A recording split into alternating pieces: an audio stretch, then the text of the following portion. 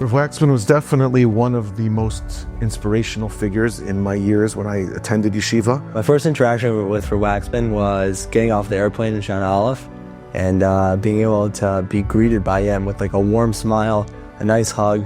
Is definitely just a good way to enter Eretz Yisrael and to enter my yeshiva process. My connection with Sha'alvim began when I came here as a student after high school.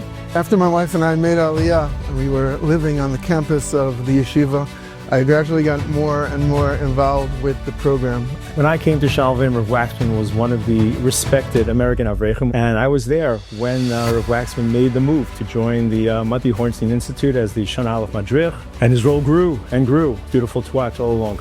There was a need for renewal of the program, and I was honored that the yeshiva asked me to take the position. It was a great privilege for me. Certainly in the years that when I was in yeshiva, he wasn't the loud person in the front of the room. He was a person who, in a very quiet, sanua way, somehow was so impactful in our lives. Rav Waxman has been an integral part and has been the soul and the heart of the American program for at least the last years. What I think is so special by Rav Waxman, and therefore his success in influencing for generations, is because he himself have love to every Jew, love to Torah, to Eretz Israel, to Am Yisrael. You have it inside, and he's shining it 24 hours. Even if you talk to him for a few sentences, you feel that. And because of that, he succeeded in inspiring every student.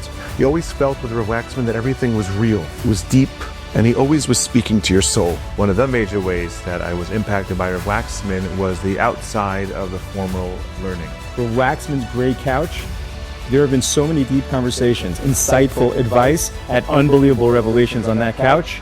If that couch could tell stories, we'd be here all night. I one time had an interaction with Rav Waxman where I had to go pick something up, and I asked him and he said, "Oh, I'm going to Modi'in anyways, let's go pick it up."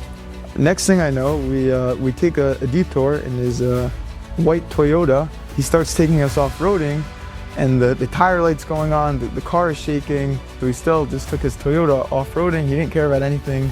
He was just going, experiencing the land, having a good time.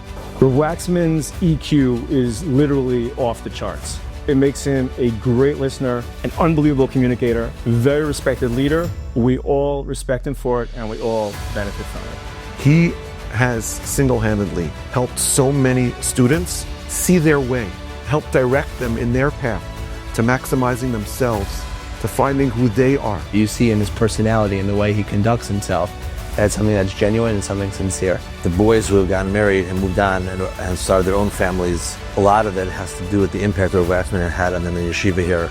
Just seeing the way him and the Rebbetzin interact and build a family and live a life of meaning. It's very clear to us that as much as we were involved in constantly giving to the guys over the years, definitely more than we gave, we received in return.